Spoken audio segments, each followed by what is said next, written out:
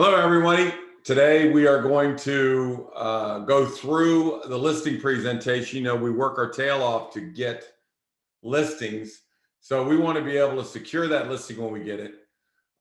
Make sure that our close rate is 100%. There's a lot of money on the line. So I'm going to give you our listing presentation. It's been fairly successful. And I'm going to walk you all the way through from beginning to end. Not that it's your listing presentation, but hopefully you can pull a few things off this and help you in the future. Okay. So we're going to start with the theory of tell them what you're going to tell them, then tell them what you told them. Okay. That's a great way to get people to remember, what it is you're doing. So I'm going to go ahead and share my screen to get my ugly mug off here. And we're going to go to our tell them what you're going to tell them at the listing presentation, then tell them what you told them after the listing presentation. So we're going to start with something that is our introduction email. Person calls, we throw, we get a meeting with them, we put it in the in our calendar, we make sure we have email addresses, phone numbers, all the pertinent information that we need for that house is in that email. In that calendar event, okay? So once that has it, I invite Michelle, who's sitting up here, and Michelle sees that we have a listing appointment, and immediately it sparks her, and I give her some introductory information on the meeting, and then Michelle will fire off an introduction email. I'm the communications director of the KC Samson team. I understand you're gonna have a meeting, and I'm here to validate that that is the time, and we got the right time, the right place. So I want to confirm that, which they'll respond to. And then I want to talk about some of the things that Casey and Billy or Casey and Morgan or Casey and Pat are going to go over when they come to your listing appointment. And there's 4 pillars that we're going to go over today. And what I do is I want to make sure I have some people that don't care, some people that really care, some people that are so granular, so I want to have one for the people that are kind of looking at it at 10,000 feet, one that are on the ground, and one that really want to get in depth. So basically I tell them about the 4 pillars, and you've got pillar number 1. Now this is going to give you a little bit of information, then take you to a website with a lot of information, then take you to a video where you can actually see me go granular on everything that we're going to do. So for the phases, the phase 1, which is pricing, you can hear my speech on pricing. Pillar 2 is on preparing the home. Let me tell you something. If we have one thing that is the key to our success is how to prepare the home, and having that discussion with the sellers. The third thing is marketing. How are we going to market your house? When are we going to market the house? Are we going to do it during coming soon or after we launch? How are we going to do that? That's the third pillar. And the fourth pillar, and the one that has got us more business and caused us more success, is the predictive analysis. So normally we will close, out of every 10 listings we sell or we list, we'll maybe sell 8.5 of them. Last year we sold 9.7%, 9.7 of them. So we almost hit 100, other than a condo here or there. So 100% sales. So that kind of success rate is due to the fact that we do a predictive analysis. So once they have this and they can see whatever you want, I have a little how to select a realtor section.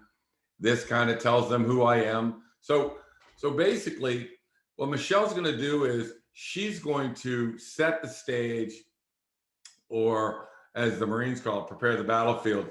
She's going to set the stage for when we walk in the door. They already know who we are. They know, what our opinion is on this, that, and the other thing. So they're very well-educated sellers. So that's telling them what we're going to tell them. Okay. Then we're going to whip over to a listing presentation, which I'm going to show you right here. And I'm going to walk you through our entire listing presentation, just like I would a seller. Now, when I go to a home and I'm going to work with the seller, how are we going to show them this document? This is a PowerPoint, as you can see. It's full of great information. I started using this more when we were doing the Zoom presentations online. Very, very powerful. So how can I present it to a seller at the house as nice as I can present it to, as I do on Zoom? And the answer is the new Apple MacBook Airs have this little piece up here, which you can take this and hook into your cell phone. So I make my computer lock into my cell phone for my Wi-Fi hotspot. Then I have a big iPad, big iPad. I know they're expensive, they're $1,000, but let me tell you something. Every time I go to a listing presentation, I'm thinking that I've got $25,000 to $35,000 at stake. So I need them to list with me. So for $1,000 investment, I have a laptop and I give it to the seller. Here you go. So I always go to a listing with two people, me and an alt agent or three. And what they're doing is I'm talking to the seller, getting to know them, is they are linking my computer up to my iPhone. They're linking the iPad up to my iPhone. And then you see this thing right here? You click that and you hook up the iPad to this to my computer. So anything I see on my computer, they will see on a $1,000 iPad. Now, first of all, they haven't even seen something like this before and they love it, which automatically impresses the seller, okay? Then I'm gonna show them this full listing presentation so that they have an understanding of pricing, marketing, why is the first 10 days so important, yada, yada, yada. So that is when I'm at the listing presentation, okay? And when I'm done, we're not done yet. Now we come up with a follow-up, all right? So the follow-up email is the cordial stuff about it. And I'm basically what I'm doing in the email is I'm going to tell them about the pricing strategy, marketing plan, predictive analysis of our team. So before I got there, I told them what we're going to tell them. Then I told them all about it. And now this is basically a summary of what I said. Tell them what you told them. And then you make your call to action really simple. All you got to do is say the word go. You say go and we're on it. Okay. So Billy and I were just at a listing appointment just now, 11 o'clock. We finished at 12:30. And, you know, they're like, as soon as we were done with the listing presentation, I'm gonna show you now, they gave us a standing ovation. It was funny as hell. So they give us a standing ovation. Billy and I are up laughing, you know, taking a bow, you know, thank you. And, you know, high-fiving. And it was just funny. And they said, well, what do we got to do? It's like, all you got to do is say go. And we're moving, you know, she said, go, yeah, let's go. So that's what we want. We want to give them a call to action. It's very easy. All you got to do is just say go. You say go, and there's a lot of things that are going to happen. Okay. Well, that's something that's down the road. But right now, we're talking about our listing presentation. Okay. And so this is the follow-up letter because I usually don't get go at the listing presentation. And I'm talking about the pricing strategy. This is what your house is worth according to that document. See that number right there? I say, based on the price per square foot, based on the average assessment, that's what the house is worth, okay? Now, with updates that they had since I saw the house, with updates that they have, I'm anticipating the house is worth 1.15 million plus. How much are people willing to bid the price up? Who the heck knows right now? I mean, prices are getting bid up pretty crazy. So, you know, the question is, I'm going to give them a suggestion on where we list this house. And this is what's very important for everybody. So we want to get the most buyers into the house as humanly possible. So there's 3 times more buyers under 1.5 million in this Burke neighborhood than there is over 1.5 million. So let's stay under $1.1 million. I don't know what numbers I just used, but there's 3 or 4 times more under 1.1 than there is over 1.1. So we're going to want to stay under that 1.1. And I tell them that, you know, pigs get fed, hogs get slaughtered. So if people get too greedy and put it on for 1.15 or 1.2, you know, asking all this, then you're going to kill your buyer pool and we might not get the action that we're looking for. But what we're looking for is to get that right price. Now, they do have 125,000 in upgrades in that house. What buyers are willing to pay, we're going to find out. We're going to see what people are willing to pay for your house. And they seem very happy with that. Okay. So, you know, So then we start talking about, the buyer pool. We need to do a to-do list and yada, yada, yada. So this is a pricing strategy. This is the marketing plan. And I start talking about, we'll identify the things that will help your house. For every dollar we spend, it returns $7, that kind of thing. We've already talked about that in preparing the home video. We use state-of-the-art photography. We emphasize, these are the great things they have in their house. I send into links of homes that are big, beautiful homes, what their house is going to look like online. We identify your buyer pool. We market to realtors. We market to domestic and international buyers using geofencing, hashtags, and Google Ads. We market to renters and we market to neighbors. So this is basically how we're going to do it, okay? Then the key to our success is the predictive analysis. We do all of that stuff during Coming Soon. We won't even list the listing unless Coming Soon is all over Zillow and the realtors and MLS and the websites are up and everything's ready to go. We're not launching that house until that gets done. So here we go. I revert them back to this is predictive analysis that really is the game changer. Here's the hit count. This is what we're interested in right here. This house is going to get murdered with contracts. Pam will get 12 to 15 contracts on that house. This may get 8 to 10. Actually, this one sold during Coming Soon. All right, and then the social media campaign. What do we do for social media? There it is. What is the work that this part you may not have because you may not have Google Analytics, you may not have a website for it, each home, but we do. But I just emphasize this is how we get domestic and international buyers. This is how we know what city they're coming from, and this we know what age group we're marketing to. And then the Facebook Insight tells us all the information we need to know about Facebook. And then I tell them a story about how that house didn't have a market in Vienna, but we put it on social media. We found a guy that was looking for a 1.6 in McLean, and Google Ads put it in this Wall Street Journal. And sure enough, he got on a plane, came down and bought the house. So, facts tell, stories sell. So the stories that we gave on that, that's a big deal. So it emphasizes that, that's really the Google Ads in action. So then I just finish with, this stuff you're looking at produced this average and blah, blah, blah, the track record. Then you'll emphasize your track record of how much you've done or what you've done or what your days on market is.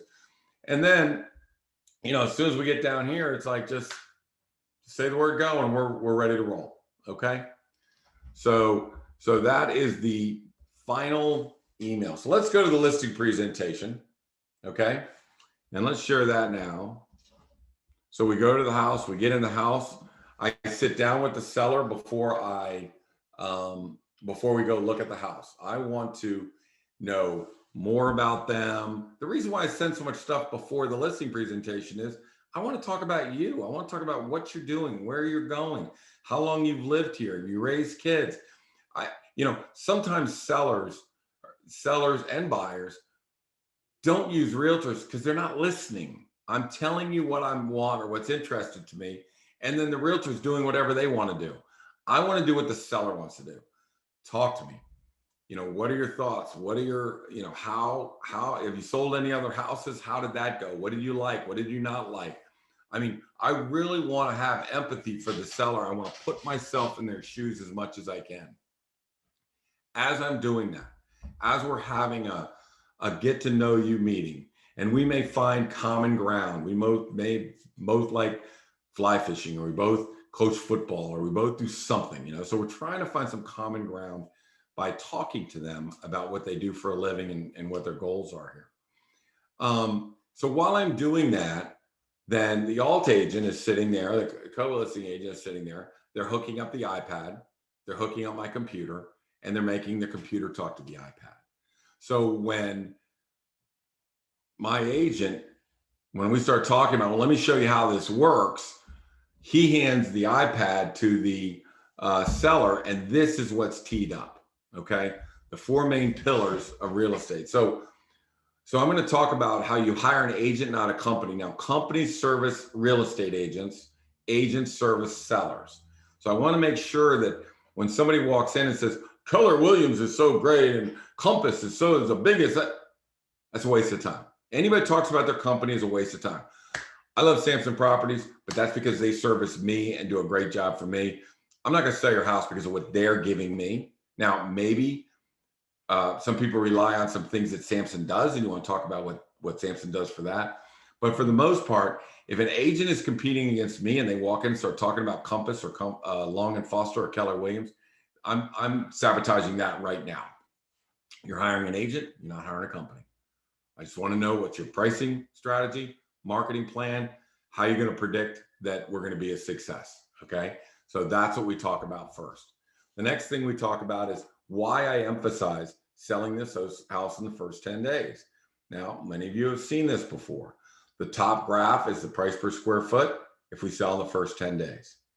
The next one underneath that is if you sell in 30 to 60 days. And the one below that is if you sell 91 to 120. So my days on market is very, very short. I mean, all of my houses have sold in the first weekend. And not all realtors believe that. Some people think you need to sit online for a long time. Okay. So this is why we think it's important. These are what's called perfect buyers. They're sitting there, they're waiting for a home to come on the market. As soon as it does, 33 jump on, and then another 20 then jump on the next day, and then it dwindles down. So when we come on, they are looking for a transitional home with cool lighting fixtures, cool carpets, a certain color paint, hardware that's not gold or brass. So they're looking for that home that doesn't need a lot of work when they get into it. So the better looking your house is, and now we go back to preparing the home, the better looking the house is, the more of those perfect buyers you're going to capture right out. Perfect buyers pay the most money, not people out 30, 60, 90 days. The people that are looking, that need the school district, need the size, need the space, need the location, need the traffic patterns. That's our perfect group. So I show them this graph that in 2020, 97% of our homes sold. So that's called the success rate. 90% sold in the first 30 days and 78 sold in the first weekend. Now, this year, all of those numbers on the first 24 listings that we've done are all 100% across the board. Everything sold in the first 10 days. Not so with Vienna Homes over $1 million, because that's one of my major markets. Only 51% sold last year. The rest withdrew, still sitting on the market, expired. And you can see only 21% of them sold in that first magic time where you get the maximum amount of money. And if I'm competing for a house over 1.3 million, only 12% of those houses sold in the first 10 days. So I use that as, my emphasis for what I'm about to show you. Produce these results here when the market results are down in here. Okay. And I tell them, I'm very frank with them too. I'm like, these are really good agents. I mean, they're really, really good agents, but that's the track record. So I know that they're looking at Zillow. I know they're looking at Realtor Property Resource. I know that they're looking at HomeSnap and Redfin. And they may say their house is worth one thing. Well, that's what we have to battle. Even yesterday, a guy said, yeah, HomeLight said my house was worth X to Y. It's like, dude, they're not in the same ballpark. So this is the 2020. RPR was, and I get what all the estimates are before I do my pricing. And that was their success rate. That was their reliability rate, their accuracy rating that I would give them. And ours was 97. So I said, I know you've seen these, but you got to take them with a grain of salt. They don't know your house. They're not professional realtors. So this is the way we're going to price a house. And this is the way we're going to price your house. So there's no mistake. This is your tax assessment. And homes sell for a percentage of that number right there. And we're going to find out what that is. And this is your lot. And I would consider this to be a premium lot. So we got to make sure that we compare you to premium lots. This is the size of your house. Above grade, we're assuming you have a finished basement. We're assuming you have a bedroom and a full bath down there. We're assuming that if it's a real big house, maybe you got a movie room or an exercise room. And then down here, we need to know the age of your house. So we're going to compare apples to apples. We're going to compare homes, they're built 1994 plus or minus 5 to 10 years, that are 4,000 square feet plus or minus 500 square feet, that have assessments somewhere around 920 to 980 down to 880. So we're going to make sure that we get homes that are like kind, your generation, similar age, size, and lot. So you've seen this before. I taught you guys how to go in, pull your comps. This is how I present them to the seller. All right, here's your solds, and here's how, their average assessment is $1.5 million, and our assessment is that. They sold for this. So based on price per square foot, you guys have all seen this before, your house is worth 1.157, but based on your percentage of assessment, it's worth $1.044. The truth lies somewhere in between. So then 1.1 is a customary number for the house you're at. In fact, this is the one I was just at that did the high five with the seller. So 1.1, now he's got $100,000 in that house, but we talked about how maybe this is what he should expect, but this is what he should list for. If we list for that, we lose a massive group of buyers, and they agreed, okay? And I said, it's not altogether out of possibility that we'll get that. But right now, this is what's fair. This is where I think you deserve. This is what you might get, okay? And they were happy. Now, normally I get all those estimates before I do a presentation, but right now things are a little busy and I didn't have time. So I was moving pretty fast when I did this. But this is enough to show the sellers how I arrived at 1.1 when I asked him what he had arrived at, and then I stopped. Okay, what does we say? A good presentation encourages communication, right? And what's the word I use? I'll think of it in a minute. But at least we want to communicate. We want to start working with the seller. What are your expectations? Well, when he did his math, it was 1.115. I said, fine. So we're very close. We're really, really close. But even if I came out with 1.115, I'd still put it under 1.1 because I don't want to miss all those buyers, right? So he agreed, and that's our number. Hey, Case. Now we talk. Yes. We have a question that I just don't want to move on before we answer. Yep. Cynthia asked, on average, do we find that our calculated sales prices are higher or lower than Zillow? Great questions. They're all over the place. I mean, it's like this. When you're looking at all of the things, sometimes Zillow is 100,000 below, sometimes it's 100,000 over. And I swear to God, it's consistent with all of the pricing models. Sometimes they're too high, sometimes they're too low. So, I really can't get a read or give you a read that if you just go to Zillow and pump it up 75,000, that's your number. I can't do that because they're just all over the place. So I can't. The answer is no. It's not always consistently low. It's not always consistently high.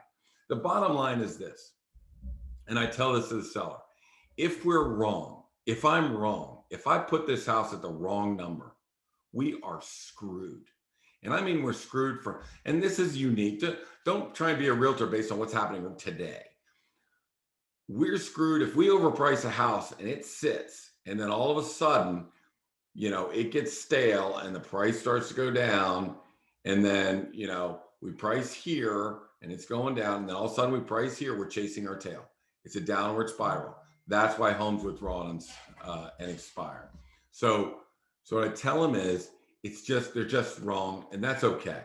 But I'm very stickler on how we're going to get to that price. And that's why I'm emphasizing to the Samson agents, know how to value real estate.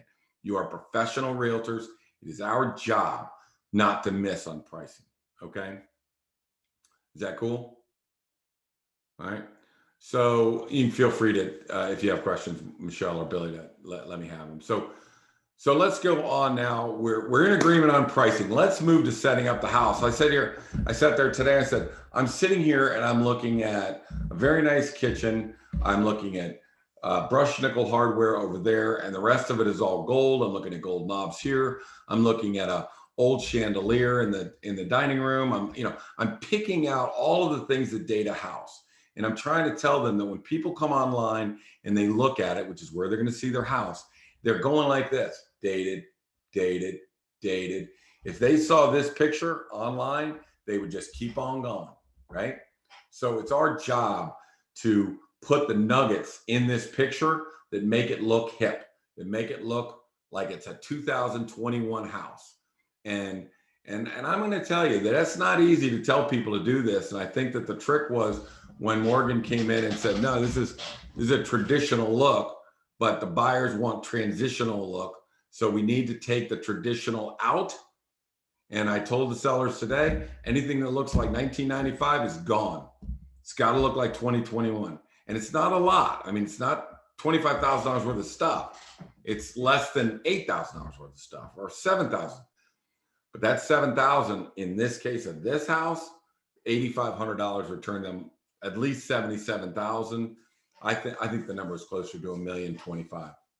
I'm sorry, $125,000, because I don't think we could have sold it like this. So anyways, we took this house and made it that house. Okay, you've seen this on one of our preparing the houses. When you do this, the seller's holding an iPad in front of them. They're looking at it. They're like, oh my God. Yeah, all we really did was paint it, put this in here and this in here, got rid of the old stuff, closed down the table a little bit, got rid of the raggedy tag stuff off the walls before we painted it, thinned it out, and there you go. Now, when somebody sees this picture online, 9 out of 10 buyers will walk in the house when they see this. 1 out of 10 will walk in the house when they see that. That, along with all the carpeting upstairs, cost $8,500. So full paint, full hardware. You could go back to my thing. I clue them in that it's a 7-to-1 return on investment, but this is what kind of sets the table for them. So we're going to prepare the house, and then we're going to take pictures of that house. Now, this is a picture of our family room, or our foyer. And the agent, one of the biggest agents in Vienna, had the listing before us. That's what it looked like when they had the listing. That's what our listing looks like. So I want to emphasize that our photographers, we pick and choose photographers. We make sure we have the very best. And that's what your house is going to look like, every room, instead of that. Okay. Then we're going to take those together. We're still in preparing the home. We're going to take all those beautiful pictures and we're going to create a website. And that website, let me just escape this real quick. And I just take them on a quick rundown of the website. It's like this, and say every house needs to look like this. And it will.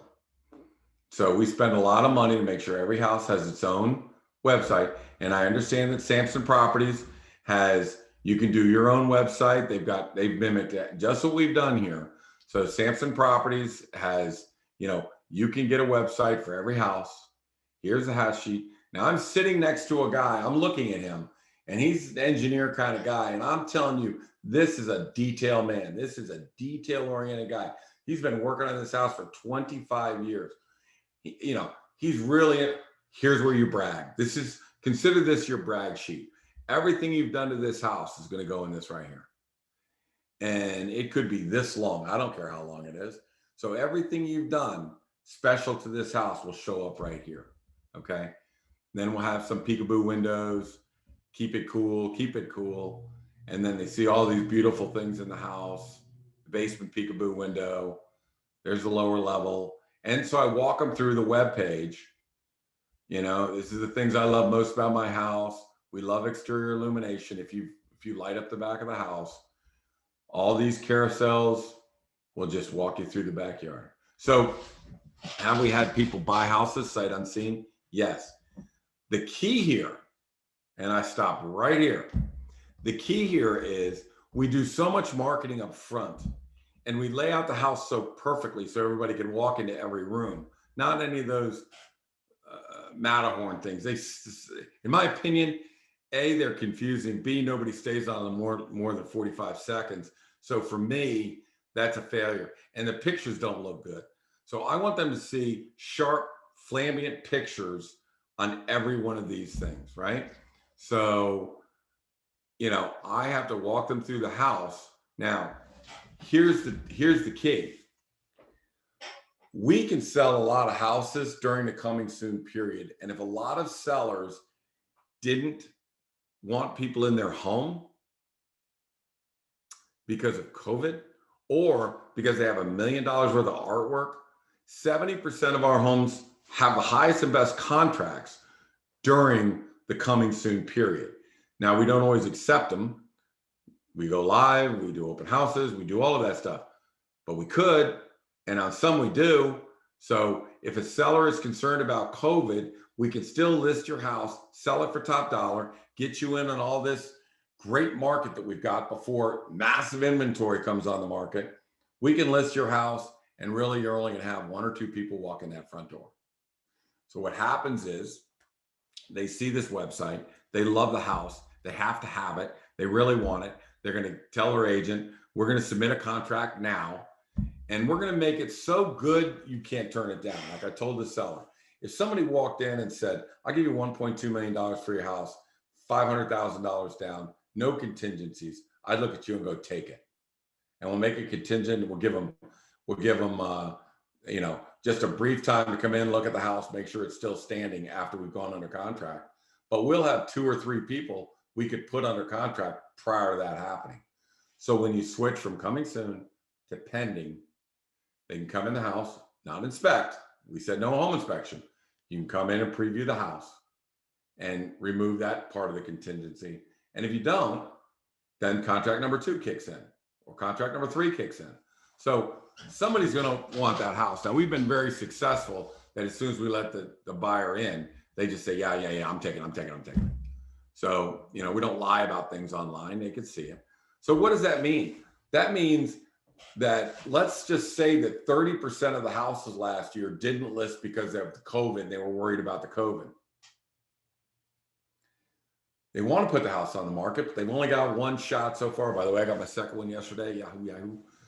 So they've only got 1, but I'm telling you, man, people are getting vaccinated. Once they get 2, they start feeling like Superman. They start coming out of their shell.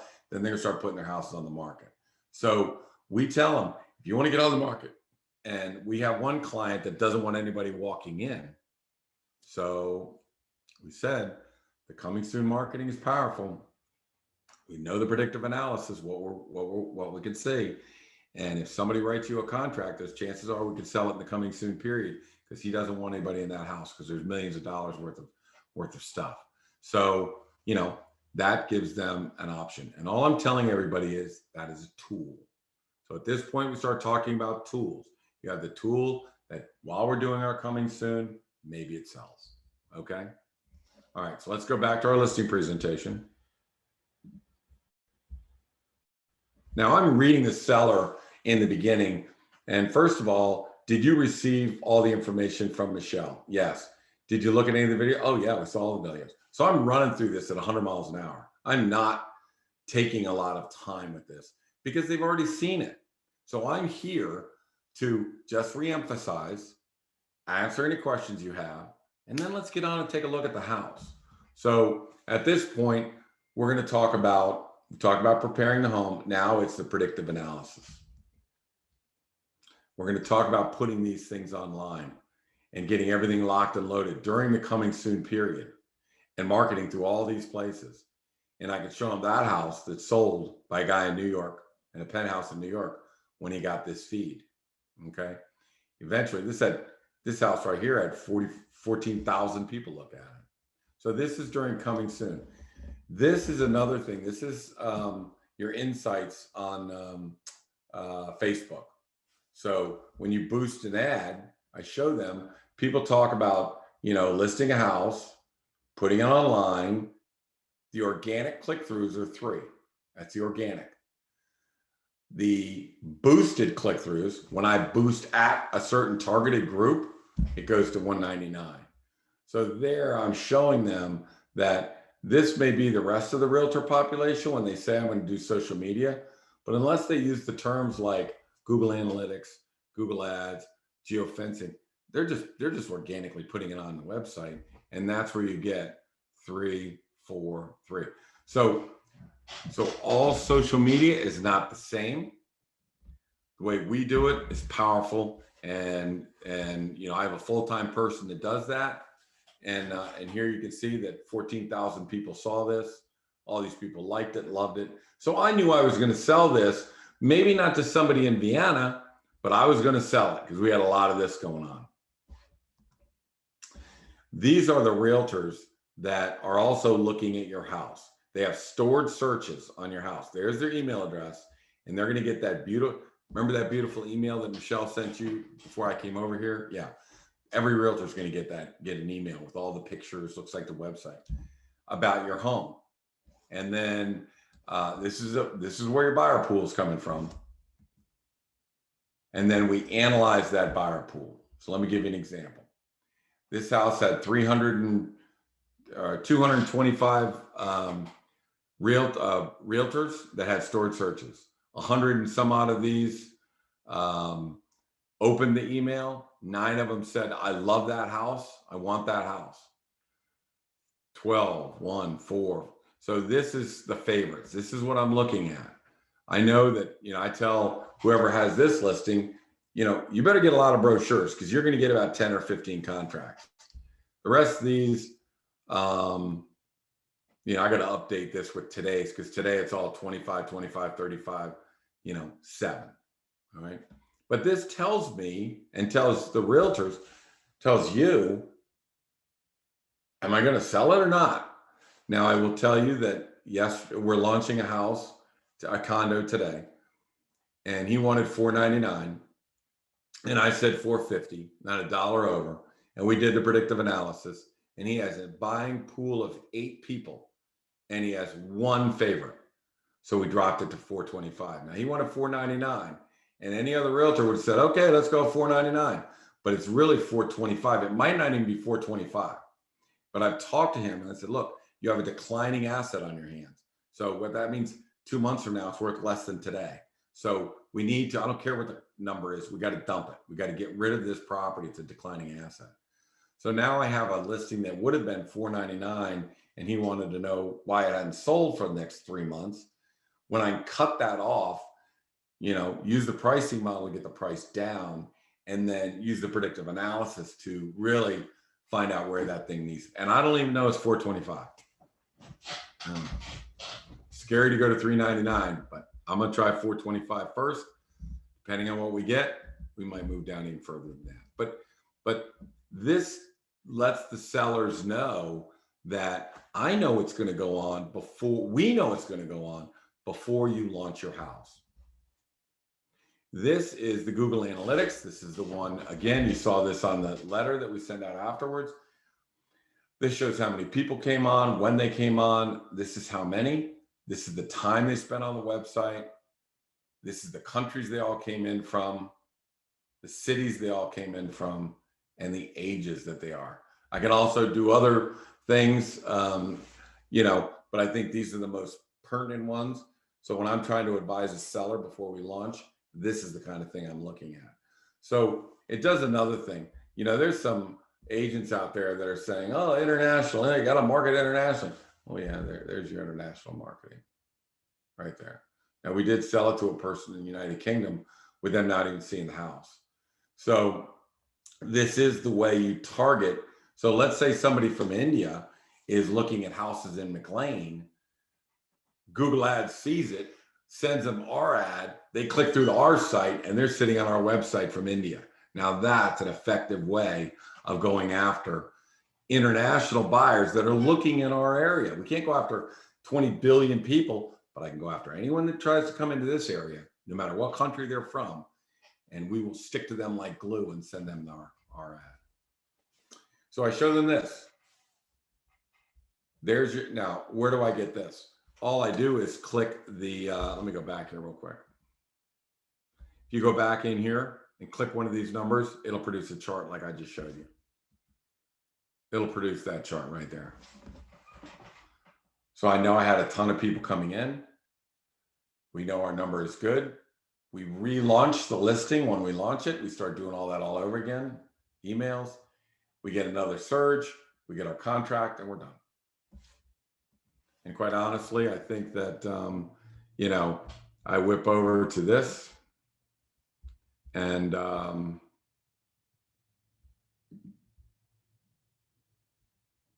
what I usually have with me at this time is I will have our current inventory.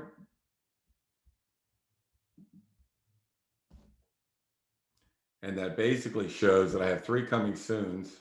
They're all in that little incubation period. There's your look. I dropped the price to 425 and it went up to 21, but I have no new buyers here, no new favorites. So look at all the pendings. These are all pending. And if I had the days on market, if I, the one that I handed them, the days on market of all of these average 4 days. So everything's under contract. You got some pretty good sized houses in here. You got some 1 point, where are they? 1.4s, 1.15, 1.35, 1.1. Everything went under contract first weekend. So the number that you're looking at, I'm sorry, let me just do something. I realized I was talking and I hadn't escaped you guys. I showed them this or something similar to it. So this is our current hit count. See all those pendings? Those are all our listings that are pending settlement. These are the prices. And this was 155. This, where's the 1 for 1?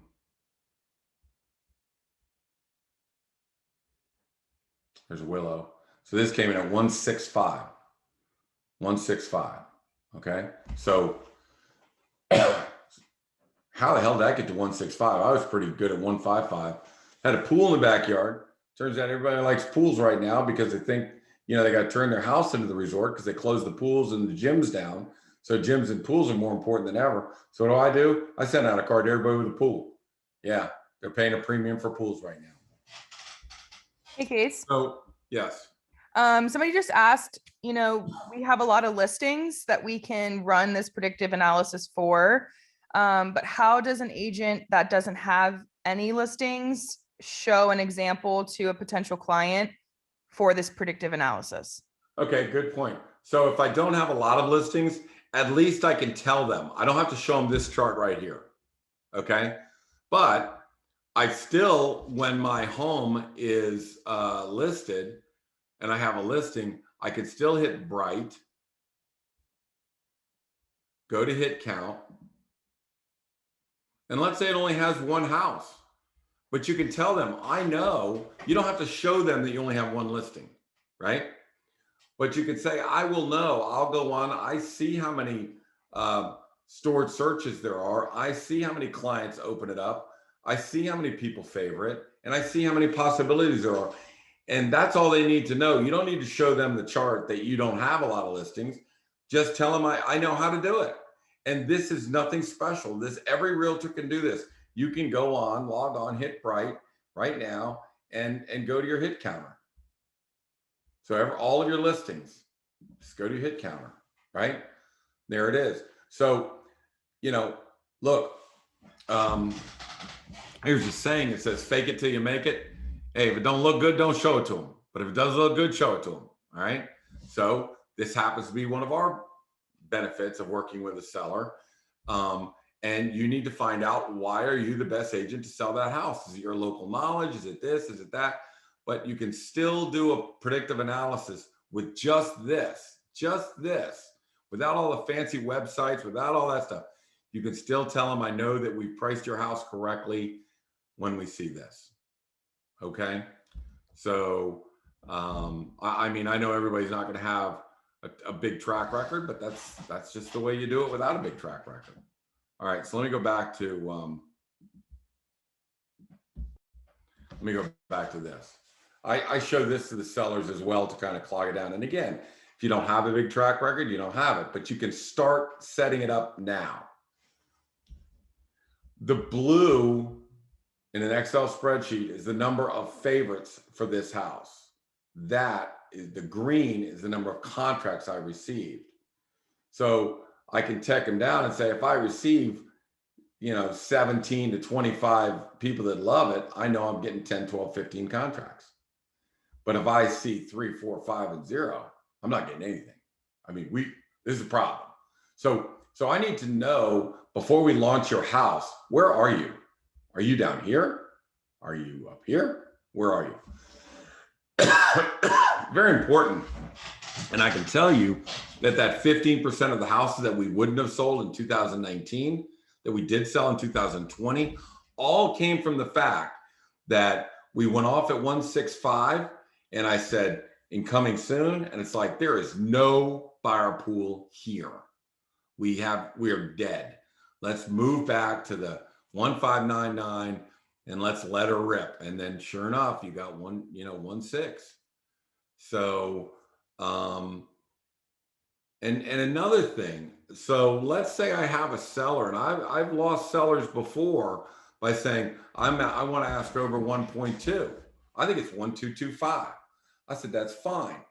Casey Samson, 2019, I wouldn't list it over 1.2. You're making a huge mistake. Another agent walks in, I think we ought to list at 125, and the other agent gets the listing. Casey 2020 or 2021 says, I'll tell you what we'll do. Let's do the coming soon at 1.225. Let's see who's out there. This will give you all the power. We'll have all the power of this marketing. Let's see what we got. Sure enough, one person favored it and the buyer pool was low. And then, no, two people favored it. We dropped it to 1.2. A Samson agent bought it. It elevated it to 6 potential buyers that favored it. And one of those was a Samson agent who eventually bought the house. So this is a way for you not to lose listings. You can do a predictive analysis for a little higher number. Just see what happens. Now, if they're right and I'm wrong, and I'm sorry, I got to recharge here a little bit. So if they're right and I'm wrong, could happen, then we'll know about it in the coming soon. But we don't want to lose the listing. We want to keep that listing, test it as we can. And then once we've done everything we can do, once we've marketed it to the buyers and the geofencing and the social media and the realtors and the renters and the neighbors, the market will speak. And that's the way it is. So, at this point, we want to talk to the sellers, see if they have any questions about it. I know that this is a lot of information, and I'm going to send you a pricing strategy email, pricing strategy, marketing plan, and predictive analysis. I'm going to send you an email so you kind of get a feel for it. I know it's a lot, but it's very simple. We're going to do everything in coming soon. We're going to see how that turns out, and then we're going to know before we launch. So keep it simple, stupid, KISS, keep it simple, stupid, and stupid.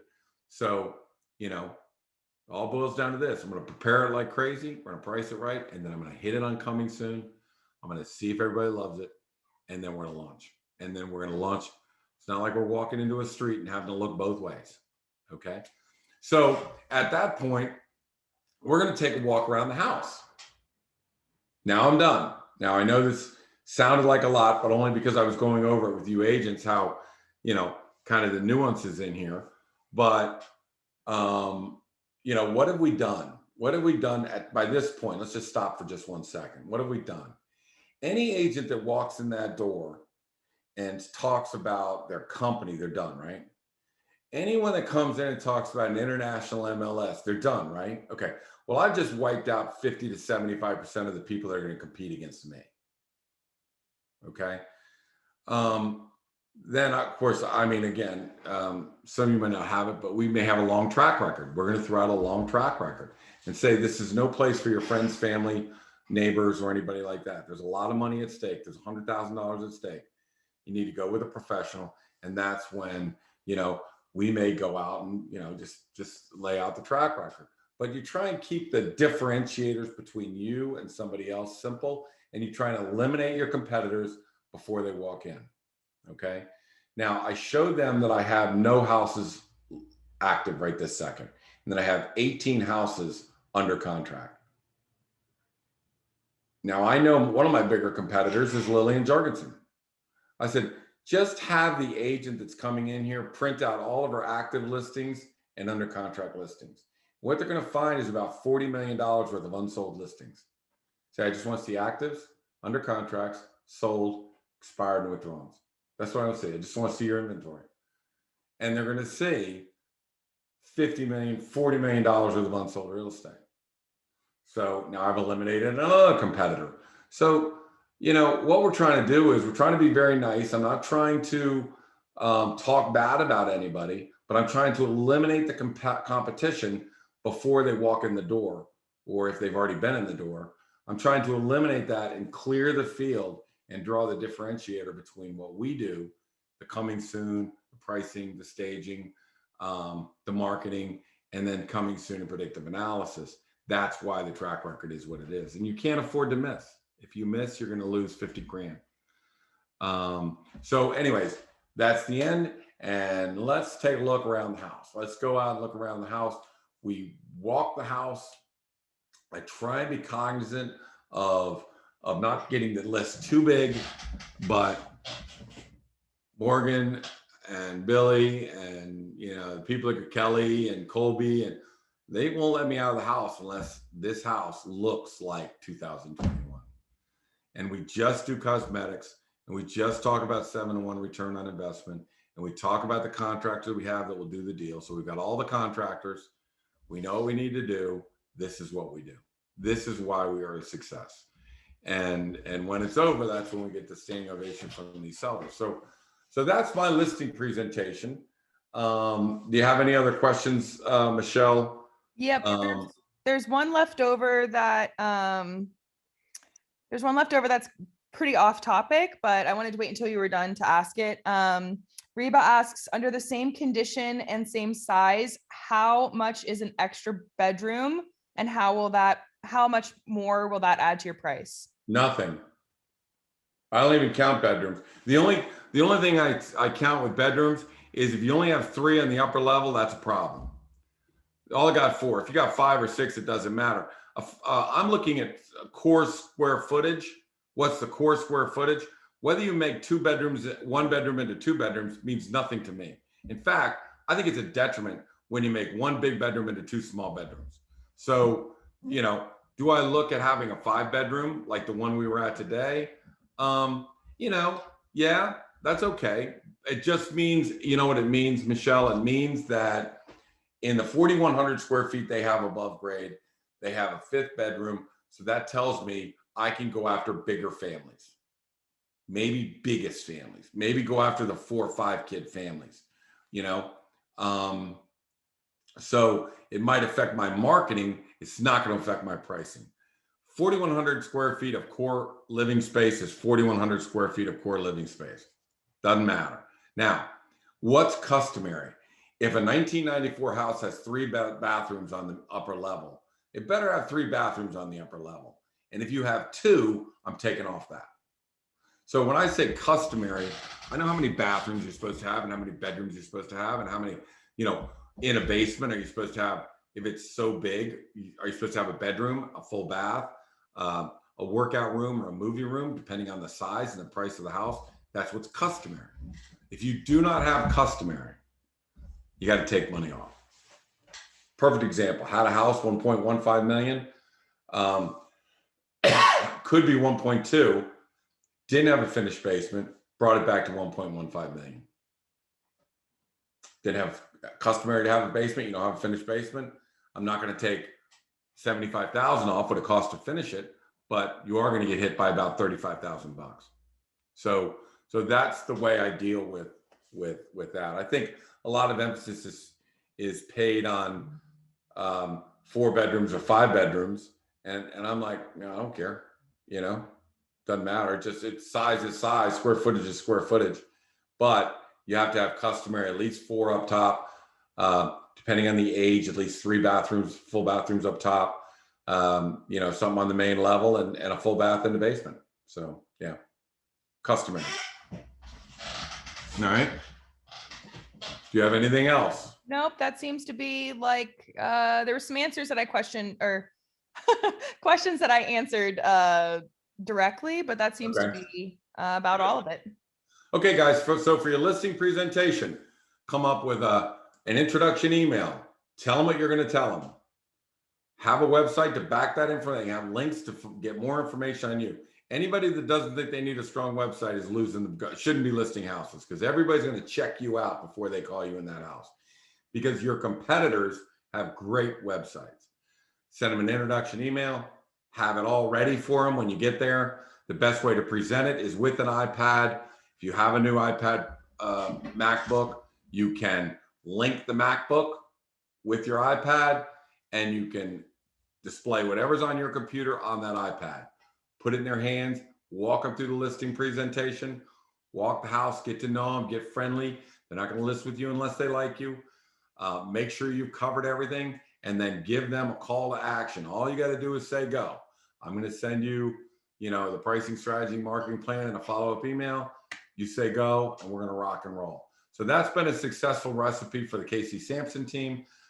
Again, if you want to partner with the KC Samson team, one of two ways: either refer the listing to us, and we'll pay you 25%, or you have a personal relationship and you want to stay involved and you want to be the alt agent, then at that point, I'll do the listing presentation, I'll do the pricing, we'll do the marketing, and we split everything 50-50 with the agent. So we go 50-50 or 25-75. So if you want, you can give me a call, 703-508-2535. My email address is casey@caseysamson.com. Give me a call anytime. I'm very bored. All my houses are under contract, so I'm very, very bored. So anyways, if you need any help, give me a call. Thanks.